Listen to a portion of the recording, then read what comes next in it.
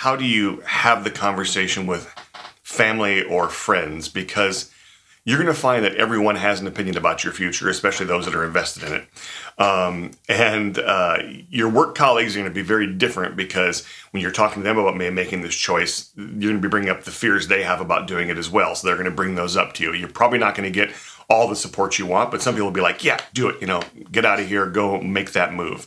I think that for me, what made it viable for my family, which may make this challenging right now for some people, because before I say this, I want to say that I don't believe you can walk away watching this video series and be able to say, boom, I'm ready to go do this tomorrow.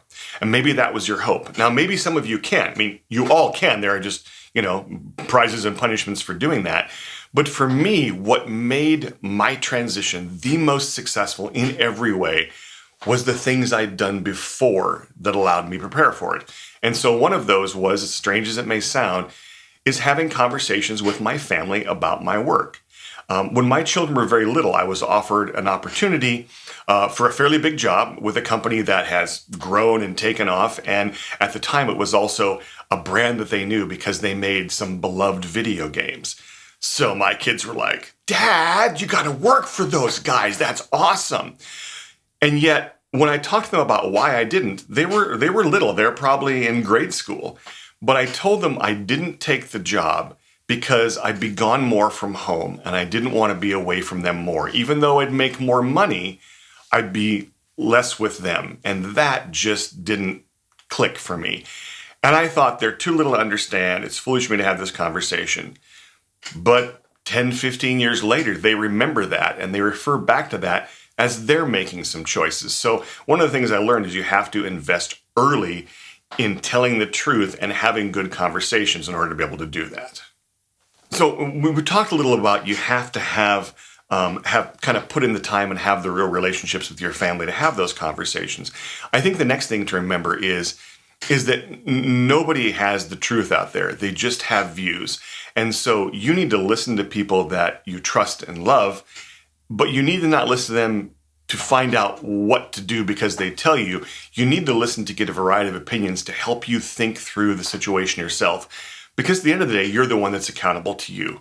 Now, one thing I will say is, though, that we all have different circumstances, different things to fall back on, more or less to fall back on. One of the things that I did is I made this change in my early 50s. I'm in a much different financial position in my early 50s than I was in my early 20s or 30s. I do have things put into retirement and 401k. Now, I'm not at a point where I say, hey, I'm just going to stop now and live off my vast income, because that's not what's going on. But I knew that if worse came to worse, I had something. And even though I didn't want to take it out and didn't want to pay the penalties to remove those funds, they were there. So I wasn't going to starve. I wasn't going to be destitute. I'm an only child. And so my father, while he was a school teacher and, wasn't a rich man who made a lot of money, he lives in a home that we built in Billings, Montana. But I also knew that if worse came to worse and I had to go back and say, Dad, can I borrow some money? That he had some money in the bank and that he would do that. And I had that conversation. And that's a hard conversation to have, to admit that you may need in your 50s to go back to mom and dad and say, can I get some help if I need it?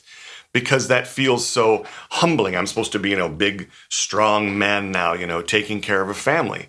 But yet I was venturing into the unknown and I had to check. And so I had to humble myself to see what were the avenues and possibilities I had if things really didn't go according to plan, and know there was something I could do.